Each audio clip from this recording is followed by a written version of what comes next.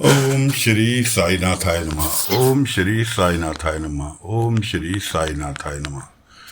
सभी साई भक्तों को मेरा नमस्कार। साथियों, कथा प्रारंभ करते हैं। पिछले भाग में जैसा कि आपको बताया था कि बाबा रूपी बच्चा यानी कि स्वयं बाबा ने अपना बाल रूप धर के और चंपा के घर पहुंच गए। चंपा का हाथ पकड़ लिया, ऐसा आपको पिछले भाग में सुनाया था। उस बच्चे को लेकर चंपा की सास तरह तरह के हथकंडे खेल रही है, लेकिन वो बच्चा उसके काबू में नहीं आ रहा है। अब आगे सुनिए। मकर संक्रांति का दिन है। पतंग उत्सव मनाया जाता है महाराष्ट्र में, गुजरात में, राजस्थान में। मकर संक्रांति वाले दिन द्वारका माई में बच्चे बाबा से जिद कर रहे हैं। बाबा ने बच्चों को पतंग भी बना कर दी। वो बच्चा भी शामिल है उन बच्चों में। और आधा गुस्सा तो चंपा की सास का शेर वाली घटना जो आपको पिछले भाग में सुनाई थी उसको लेकर शांत हो चुका है। अब पतंगबाजी बच्चे कर रहे हैं मैदान में और वो भी देख रही है। एक बच्चे की पतंग कटी, आपने देखा ही होगा। पतंग कित भले ही वो 1 रुपए की हो या 10 रुपए की, लूटे बगैर मजा नहीं आता। बच्चे उसे पकड़ने के लिए दौड़े। बाबा रूपी बच्चा जो उनके घर में था वो भी दौड़ा, और भी बच्चे, गोविंदा और तुम्हारे श्यामा जी का बच्चा, सभी बच्चे उसके पतंग के पीछे दौड़े, लेकिन किसी के हाथ में पतंग नहीं। उल्टे चंपा की सास जो थी, कमला ताई, वो भी बच्चे के पीछे पीछे भागी कि कहीं बच्चा गिर ना जाए। बच्चा तो नहीं गिरा, लेकिन वो खुद एक गड्ढे में गिर गई, बेहोश हो गई। बेहोश हो गई तो बस शिरडी में तो सभी गांव वालों का एक ही रूटीन था कि कोई बीमार पड़ा तो लेके साईं के पास, चोट लगी तो लेकर साईं के पास, द्वारका माई में साईं के पास ले गए। बाबा ने वहीं चादर बिछाई, द्वारका माई में लिटा दिया। अब चंपा जो थी बाबा से जिद करने लगी, साईं आप तो पल भर में चुटकी बजाकर दुख दूर कर देते हो, फिर ये बेहोश क्यों हैं? बाबा ने कहा इनकी इच्छा शक्ति इतनी ज़्यादा नहीं है। हर किसी की इच्छा शक्ति के ऊपर ठीक होना ना ठीक होना निर्भर करता है, लेकिन सब्री रखो, ठीक हो जाएंगी। बायजामा घर से खाना लेकर आई। बायजामा को पता था द्वारका माई में भीड़ है। चंपा के ऐसे साथ में ऐसे ऐसे उसकी सास बेहोश हो गई, इसलिए वो बाबा के खाने से भी काफ़ी ज़्यादा खाना लेकर आई ताकि जो द्वारका माई में चंपा के परिवार वाले बैठे हैं वो भी खाना खा ले। द्वारका माई में मौजूद चंपा के ससुर, चंपा की मौसिया सास, भैरव, ये सभी लोग, चंपा का पति, ये सभी लोग द्वारका माई में बैठ के इंतजार कर रहे हैं। बायजामा ने चंपा से कहा कुछ खाना खा ले। ने कहा नहीं, मेरी जब तक सासू माँ ठीक नहीं हो जाती, होश नहीं आ जाता, मैं कुछ नहीं खाऊंगी।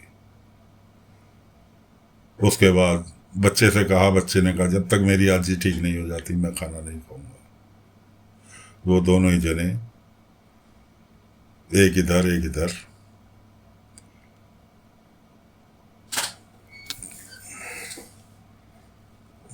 अपनी सास के पास बैठ गए।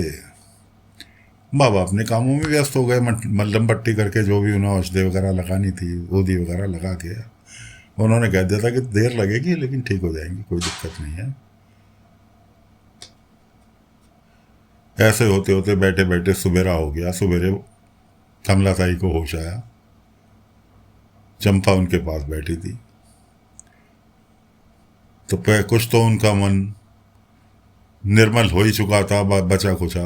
जब उनकी बहन ने बताया कि इसने तेरी बहू नहीं है, हीरा है, इस तरह से कह के कि पूरी रात तेरी सेवा की है, इस बच्चे ने जिसकी तो कुछ नहीं लगती, इसको तूने बार बार दुत्कारा, इसने सारी रात तेरे पास बैठ के पंखा जला तेरे लिए। तो साथियों, कमला ताई को अपनी गलतियों पर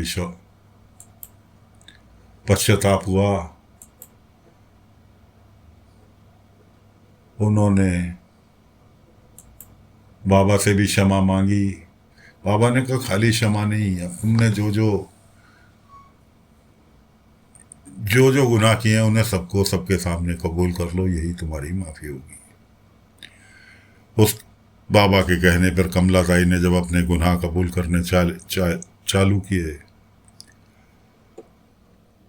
तो उनके पति, कमला ताई के पति और उनका बेटा, दोनों के तोते उड़ गए।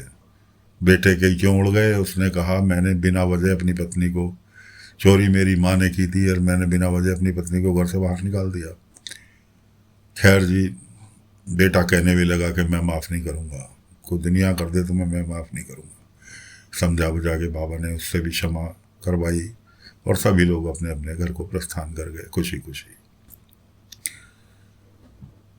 खुशी खुशी घर पर जा ही रहे थे, घर पहुंचे भी नहीं थे कि रास्ते में से बच्चा गायब हो गया। जो बाबा रूपी बच्चा था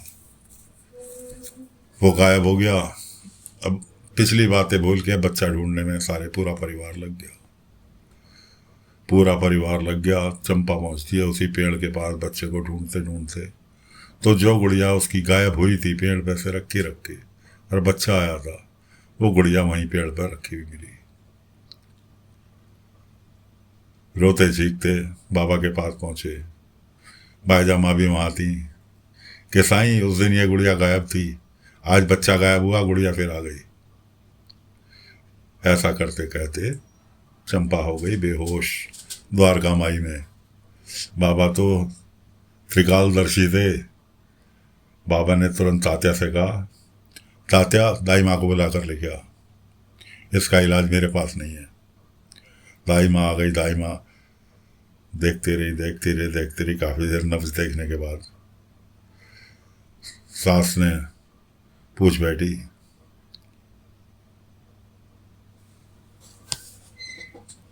कि ठीक तो हो जाएगी? उसने कहा ठीक नहीं, ठीक है, तुम दादी बनने वाली हो, चंपा पेट से है। वह फिर तो खुशियों का ठिकाना ही नहीं रहा। उसके बाद जब चंपा को होश आया तो चंपा ने बाबा से पूछ ही लिया, साईं ये बताओ, गुड़िया गायब हुई, बच्चा आया, बच्चा गायब हुआ तो गुड़िया मिल गई, क्या ये गुड्डा जो आपने मुझे कपड़े का दिया था, क्या ये इस वक्त मेरे पेट में है? बाबा मुस्कुरा दिए। उधर बाईजा माँ ने बाबा की तरफ देखा, क्यों साई, तुम्हारा ही रूप था ना वो बच्चा? बाबा फिर मुस्कुरा दिए। उधर कुलकर्णी के यहाँ 4 अनजान व्यक्ति सजे धजे तोहफे लेके पहुंचते हैं कि कुलकर्णी सरकार, हम दूर गांव से आए हैं, आपके लिए एक प्रस्ताव लेकर आए हैं। क्योंकि आप गांव के मुखिया हो इसलिए आपके पास आना जरूरी था। हमारी इस योजना ये है कि सभी गांव वालों से एक मुश्त अनाज खरीदेंगे और पूरे गांव, तुम्हारे गांव का अनाज हम खरीदेंगे एक फिक्स रकम पर गांव वालों से, और उसको महंगे दाम में बेचेंगे। क्योंकि जब गांव में अनाज ही नहीं होगा, सारा अनाज हमारे पास होगा, तो जो दाम हम तय करेंगे व्यापारी को वो खरीदना पड़ेगा। बातों बातों में जिक्र चला, कुल तोहफे में कुलकर्णी के लिए टेरिकॉट का कपड़ा भी लाए थे कि जी ये कपड़ा तो बहुत अच्छा है, कहाँ मिलता है, कैसे है, क्या? उन्होंने कहा टेरिकॉट कपड़ा है, यहाँ का नहीं है, विदेश में हमारी कपास जाती है, कपास सप्लाई करते हैं विदेश में, तो वहाँ से बदले में विदेशी लोग हमें तोहफे के रूप में ये भेज देते हैं, वरना कपड़ा बहुत महंगा है। उस जमाने में दोस्तों कोई टेरिकॉट नाम की चीज़ जानता ही नहीं था। ये टेरिकॉट का चलन हुआ सन 75 के बाद, 1975 के बाद टेरिकॉट चलन में आया। उससे पहले कोई नहीं जानता था कि टेरिकॉट क्या है। क्या कढ़ाई करी भी कपड़ा, बढ़िया पॉपलैन, बढ़िया ये इस तरह के सूती कपड़े के अंदर एक से एक वैरायटी चलती थी, लेकिन टेरिकॉट कोई नहीं जानता था। कुलकर्णी सरकार को उन्होंने टेरिकॉट भेंट में दिया कि कपास में बहुत फायदा है कुलकर्णी सरकार, लेकिन तुम्हारे गांव में हो नहीं पाएगी। कुलकर्णी ने कहा कैसे नहीं हो पाएगी, कि जी पानी की कमी आ जाएगी अगर तुम्हारे गांव में कपास उगाई तो, ज़्यादा पानी नहीं है तुम्हारे गांव में। अब कुलकर्णी तो बहुत लालची व्यक्ति था, उसने कहा पानी हो नहीं हो कपास उगेगी, हर किसान को कपास उगानी होगी।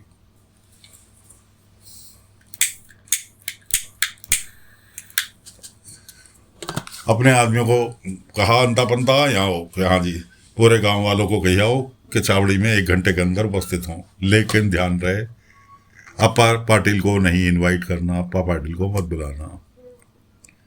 क्यों? अप्पा पाटिल थे। पाटिल का मतलब सम्मानित व्यक्ति, धनी व्यक्ति, सम्मानित व्यक्ति, जिसका कोई भी गुनाह नहीं किया हो, इस प्रकार के व्यक्ति को पाटिल बोलते थे। अप्पा पाटिल को मत बुलाना। अब बाबा तो दूर की भांप लेते थे। उधर चावड़ी से मालसापति जी, अप्पा जी सभी घर के लिए गए थे। तात्या बाबा के पास ही था, पाटिल जी बाबा के पास ही थे, मालसापति जी घर की ओर निकल लिए थे द्वारका माई से। बाबा ने पाटिल जी से कहा, तात्या से कहा, तात्या मालसापति जी अभी घर पहुंचे हैं होंगे, तुरंत जाओ और उन्हें लेके चावड़ी पहुंचो, उनके साथ चावड़ी पहुंचो। बाबा तो कुलकर्णी की नस नस से वाकिफ थे कि वो क्या सोच रहा बाबा ये भी जान लेते थे। तात्या को उधर भेजा और अपने आप दौड़ते हुए चले। अप्पा पाटिल से कहा तुम मेरे साथ आओ। पहुंच गए जी चावड़ी में। कुलकर्णी सरकार ने सभी गांव वालों को कर्ज की धमकी देके कि तुम में से 90% लोग मेरे कर्जदार हैं, अगर फायदे का काम नहीं करोगे तो नुकसान अपना उठाओगे, और जो कर्जा तुमने ले रखा है वो अगर तुमने नहीं चुकाया, या तो मेरा कर्जा चुका दो या जो मैं कह रहा हूं वो कर लो। इस बीच में तात्या अप्पा पाटिल से उनकी बहस भी हो गई, तात्या भी भड़क गए, लेकिन जैसे तैसे तात्या को शांत किया। कुलकर्णी ने आदेश दिया कल तक का समय है, जिसे जिसे कपास की खेती करनी है अपना आके रजिस्ट्रेशन करा लो, मेरे पास नाम लिखवा दो कि किसे किसे कपास की खेती करनी है, बीज की व्यवस्था मैं करके दूंगा और हर कोई आज के बाद कपास उगाएगा। इतना कह के कुलकर्णी निकल लिए। तात्या भी, पाटिल जी भी सब अपने अपने घर को पहुंच गए। बाबा भी द्वारका माई में आ गए।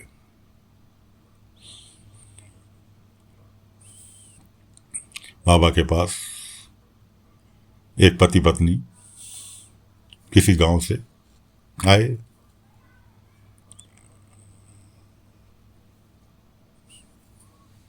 आके बोलती है, पत्नी बोलती है, साईं आप बहुत मदद करते हो दूसरों की, मेरी भी मदद करो। बाबा ने कहा क्या मदद करनी है भाई बताओ। मेरे पति बहुत सीधे हैं, इन्हें दुनियादारी सिखा दो, इन्हें चालाकी सिखा दो। अभी पिछले दिनों हमने एक गाय ली थी, कोई बेवकूफ़ बना के बीमार गाय हमें बेच गया, साहूकार से कर्जा लिया था, अब गाय मर गई, बीमार थी मर गई। अब जो कुछ कमाते हैं मेहनत मजदूरी करके वो साहूकार को चला जाता है।